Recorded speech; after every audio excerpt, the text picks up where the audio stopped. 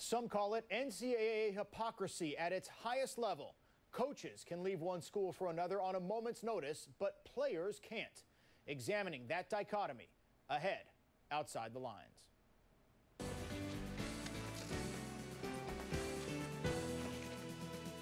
And I know that I can walk out here and say this, that we've been here for 14 months, and there's not one day that I didn't get everything I had to the Tennessee football program. When a college football or basketball coach wants to leave for another job, he might take some heat, but it's his choice to make. 20, 10, 5, touchdown, Wisconsin. When a player wants to transfer, even though his scholarship is only guaranteed year by year, he is often restricted in his choices or denied the option altogether. They could have simply told me in the email, but they didn't. They just said that it would be more beneficial for me to stay at FIU. It's kind of like a slap in the face. Oh, there's a great play and a dunk by Bergman.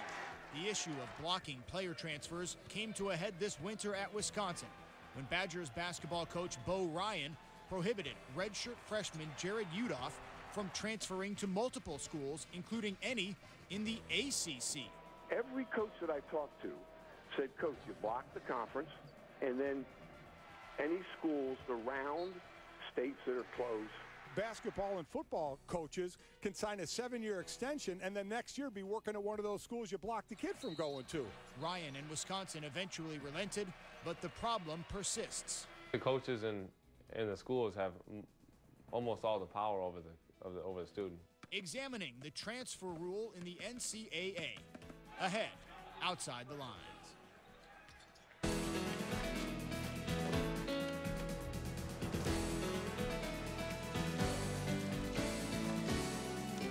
And now, sitting in for Bob Lee, Steve Bunin. One of the hardest choices for widely recruited high school athletes is picking the right college. But what happens if they decide they've made the wrong choice? In men's basketball alone, more than 400 Division I players are expected to transfer for the upcoming school year, a pace that has remained steady since the mid-2000s. Steve Delson examines the complications and the consequences of student athletes trying to transfer from one school to another. When college basketball ended last season, Florida International's Dominique Ferguson says he was already thinking of transferring to a school closer to his home in Indiana. Then his coach, Isaiah Thomas, was fired. Once he got fired, I definitely wanted to leave. I came to play for Isaiah Thomas. If I was to stay, if I chose to stay, it was going to be because of him. Dominique Ferguson, a very talented sophomore from Indianapolis. Ferguson was in for a surprise. Florida International denied his transfer request.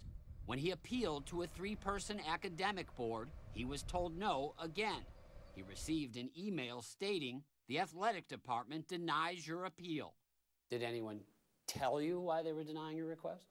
No. They could have simply told me in the email, but they didn't. They just said that they thought that those 3 people thought that it would be more beneficial for me to stay at FIU. It's kind of like a slap in the face. How can schools restrict players who want to transfer? Under the NCAA's permission to contact rules, players who are not released cannot receive a scholarship until they've attended their new school for 1 academic year. In some cases, coaches will let players transfer to some schools while blocking other schools. I've never blocked a kid. I understand if they're not in with both feet, if it's not going good, it's better to let them move on, and I don't think it's a negative. Mike Bray has coached for 12 seasons at Notre Dame. Blocking in some cases maybe be, number one, do they feel the young man has been tampered with by a certain school, which does go on in our world of college basketball. So maybe that block is put on to, sure, you can leave, but School A was tampering, we're going to block you there. Number 1 goes down. Syracuse undefeated no more. With conference rivalries already so intense, players often aren't allowed to transfer within a conference.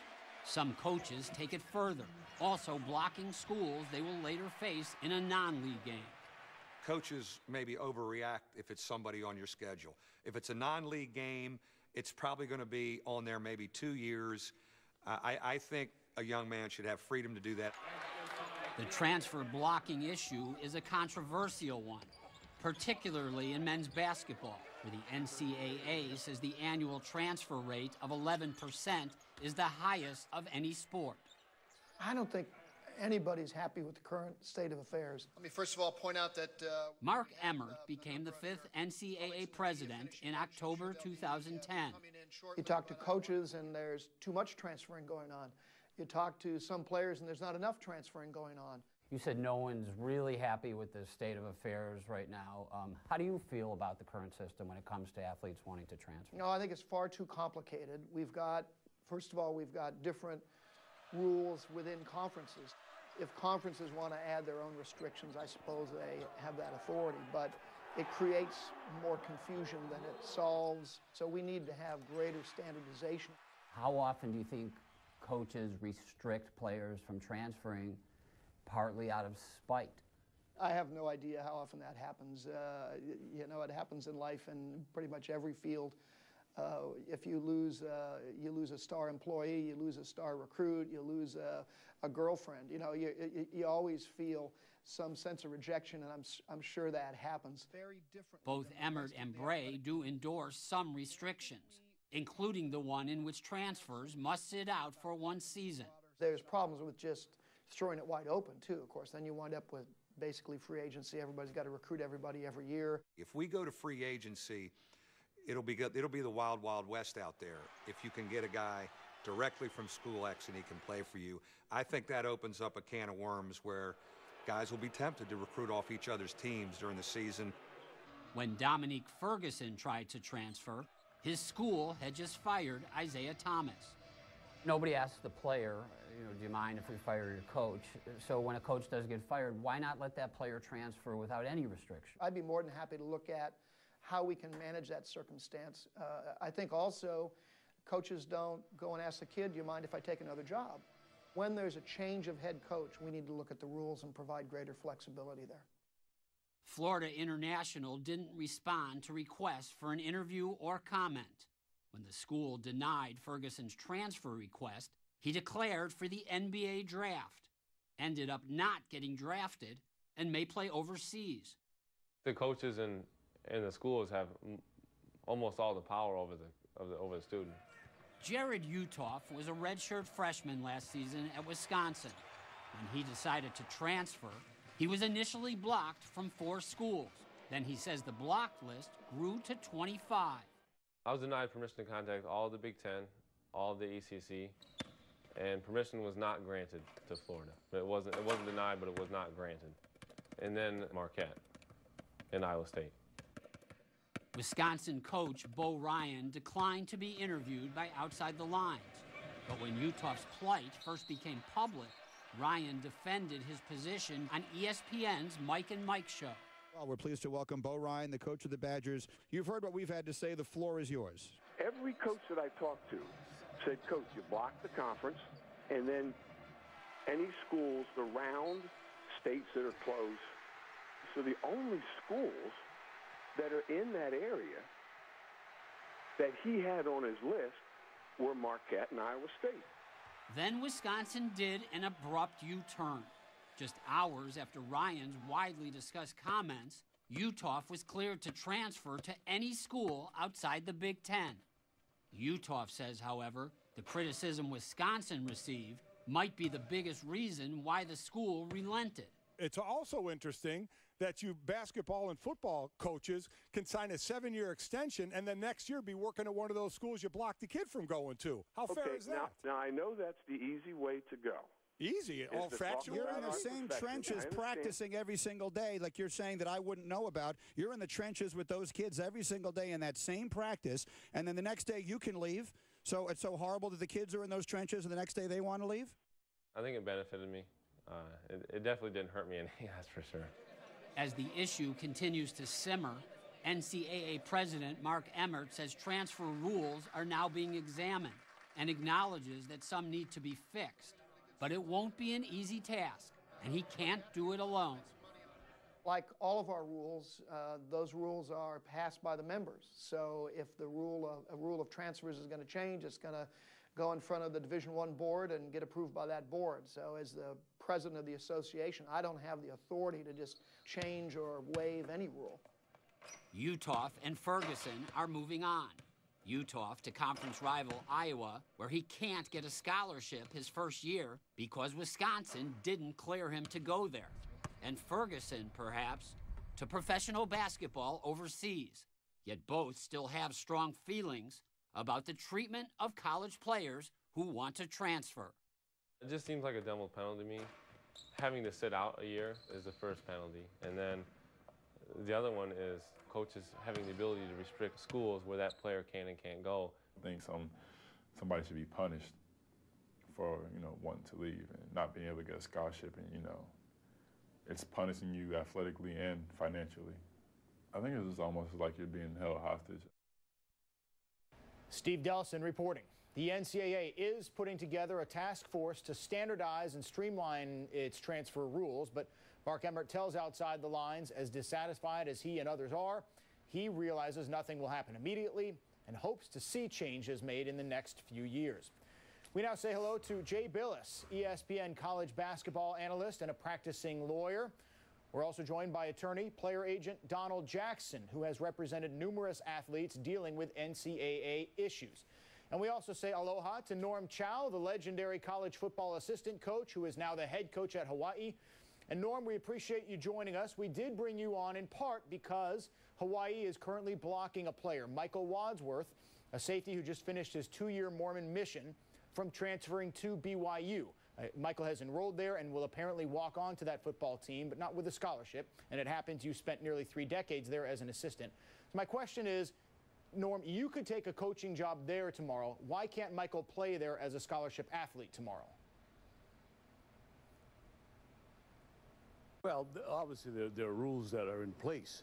And I heard Coach Bray speak about it. There was some thought that there was a little bit of tampering going on, and I don't think that's what should be going on with the transfer rules. We're not blocking.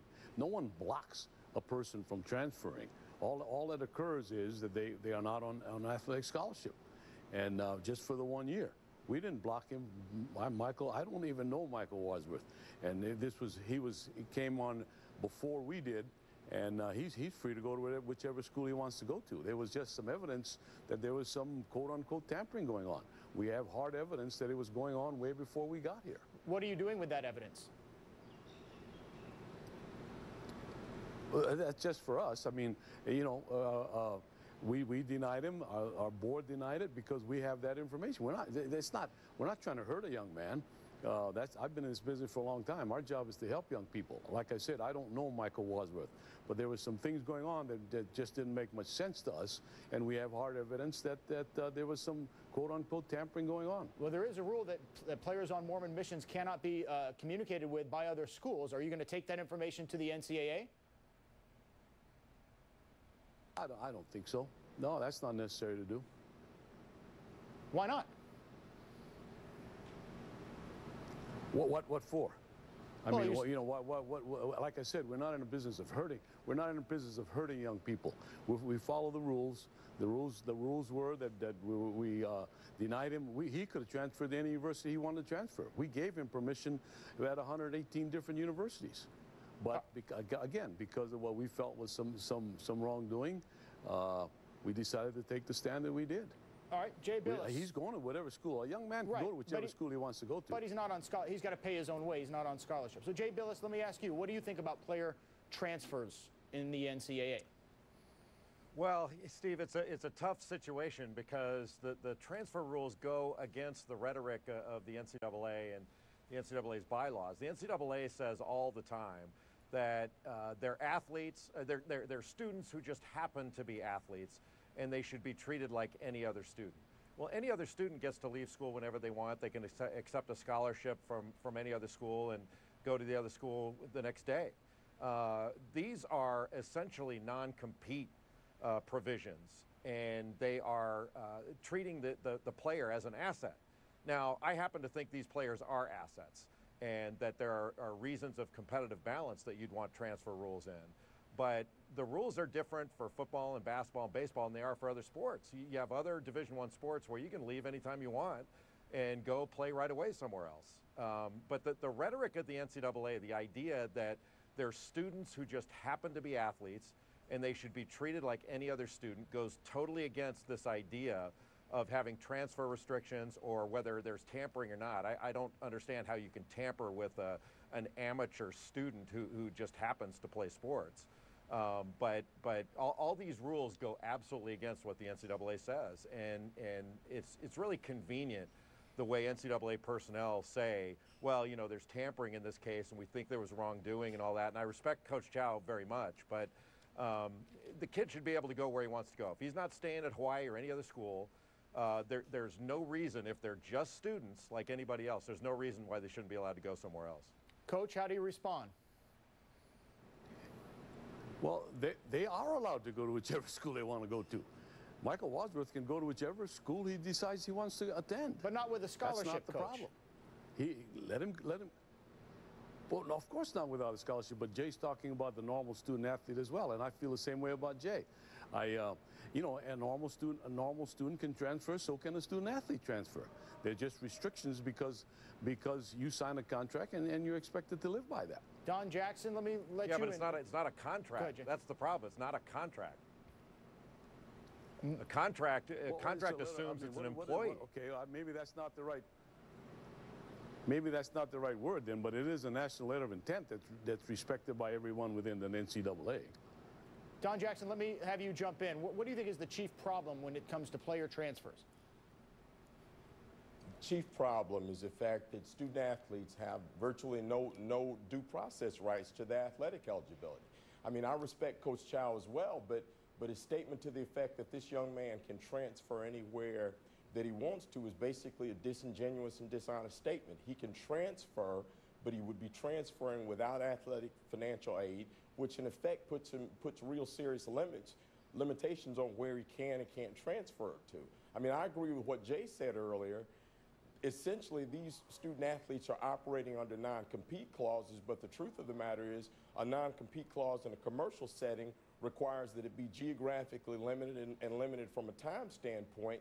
And it sounds like what's happening at this case, the University of Hawaii, is unreasonable from a geographic standpoint, because it sounds like this young man won't have the ability to transfer virtually anywhere that he would want to go without paying his own way. And the other problem is, quite often, at least, well, both in football and basketball, coaches will limit the options for student athletes to transfer, and they wind up having to transfer to mid-majors and low majors that are undesirable places for them to go in the first place. If you sign a scholarship with an SEC school and you decide you want to transfer, the reality of the matter is you should be able to transfer to another major program, and you shouldn't be required to transfer to a school on a lower level.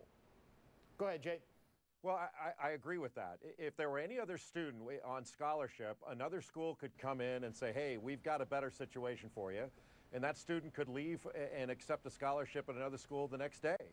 Now, do I believe that these athletes are valuable assets of the university? Absolutely they are. These athletes have tremendous value. These rules are in place for competitive balance reasons. And that's why conference rules are in place. They don't want these assets to pick up and leave and go somewhere else. That's why a coach can leave anytime he or she wants, even though they're oftentimes violating a contract to do that, and the athletes aren't allowed. The athletes have no rights whatsoever. They don't even have a property right in their scholarship that they can sue to protect and go to the courts to protect. But Don, if the athletes, sorry, Jay, if the athletes could leave every year, wouldn't it be, as Coach Bray said, the wild, wild west, with players, you know, every year they go from Kentucky to Duke to Michigan to Stanford, and then they graduate? Well, let me tell you the problem with that. The coach referred to a national letter of intent as a scholarship, well, excuse me, as a contract. The reality of the matter is, if it's a contract, it's a one-year contract with 3 options to renew. If student athletes don't possess the right to go from one university to another, but the member institutions possess the right to terminate financial aid at the end of any academic year. So it is wild, wild west from an institutional standpoint, but it's a contract of cohesion from the standpoint of the student athletes. They're bound to a particular school for up to 5 years. And my group was involved in a case where a student athlete was bound this year, Todd O'Brien from St. Joseph's University, even after he graduated. He was prevented from going to another school to enroll in graduate school and play. So the reality of the matter is the lack of a property right or the lack of due process rights to your athletic eligibility puts a student athlete in a very precarious and difficult situation where, in effect, it's almost indentured servitude. Norm Chow, how would you address player transfers? If Mark Emmert came to you and said, Coach, you've been in this business, a half century, what should we do about it? What would you say? It's all good. We've accepted 2 transfers here that have both graduated from previous universities. They're graduate students that have come here because of the major that they want to have. There's nothing wrong with the transfer rule. Let me just say this. I worked at another institution for a lot of years, and I never saw this happen all the time that we were there. The situation here is unique. And yes, a young man is under contract. And yes, a young man should be extremely grateful that his college education is being paid for. And there's something in return that's expected by the universities. And that's to make sure that he goes to school and that he performs well on the athletic field. It's an honor to have an athletic scholarship. It's not just given very, very freely to anybody that wants it. And this young man that in particular that we're speaking about was allowed to transfer to 118 different universities. We gave him permission to transfer wherever he wanted to transfer to. But not the one that he wanted to go to. There was some things going on that just, well, if you obviously all don't know the whole story, because the initial story was that that wasn't one of the schools being mentioned, and we allowed that to happen. So, it gets a little aggravating when everyone is fighting for the rights, and so do we. We want our student athletes to have good experiences. And I've been in enough situations where our athletes have had good college experiences. All right, Coach. But just because of one situation where we felt like there was, again, some things that weren't right going on. I apologize. We do have a time delay, but we're nearly out of time. Jay, we've got 15 seconds left. I'll leave the last word to you. What is it? Well, I can't disagree more with the idea of this honor and privilege business. It's an honor and privilege, but we're going to deny that honor and privilege if somebody else wants to offer it to you. It's not an honor and privilege to coach there or to be an athletic director there, yet you get paid and have full freedom of movement. It's not fair to the kid.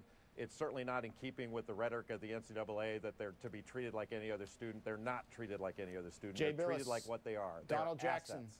Norm Chow. We appreciate all your time today on Outside the Lines. I wish we could talk more. We're simply out of time.